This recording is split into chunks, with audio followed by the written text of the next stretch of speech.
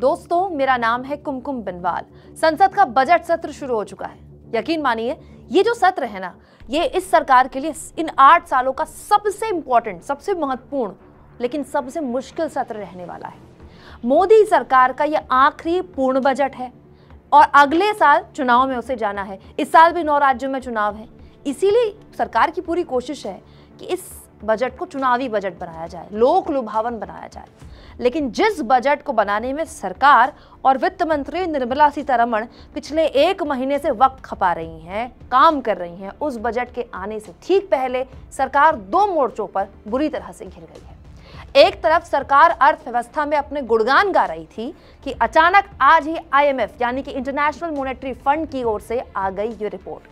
साल 2022 में जो विकास दर देश की 6.8 हुआ करती थी, वो इस साल 2023 में 6.1 तक गिर सकती है। ये संभावना जाहिर की है IMF यानी कि इंटरनेशनल मॉनेटरी फंड ने। IMF का ये एस्टिमेट आया है ठीक सरकार के बजट पेश करने के एक दिन पहले।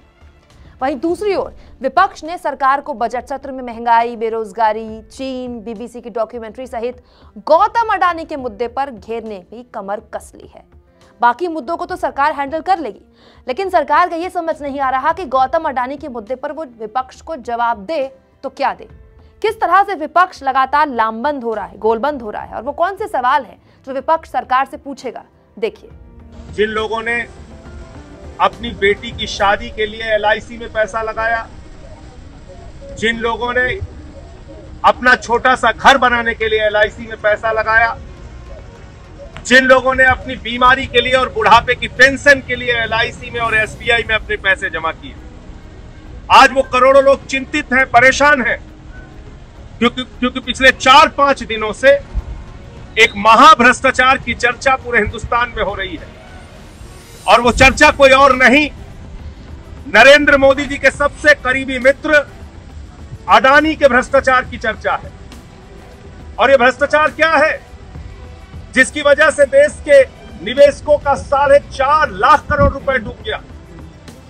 टैक्स हेवन कंट्रीज में फर्जी कंपनियां अडानी खोलते हैं और उन फर्जी कंपनियों के जरिए अपनी ही कंपनी के शेयर खरीदते हैं, उन कंपनियों के शेयर के दाम बढ़ाते हैं और दाम बढ़ाकर बड़े बड़े बैंकों से लाखों करोड़ रुपए का लोन ले लेते हैं। आज अडानी के ऊपर 2.5 लाख करोड़ रुपए का कर्जा है। LIC ने 87,000 करोड़ रुपए के अडानी के कंपनियों के शेयर खरीदे। नरेंद्र मोदी जी बताइए किसके कहने पे खरीदे? SBI ने हजारों करोड़ का लोन दिया अडानी को।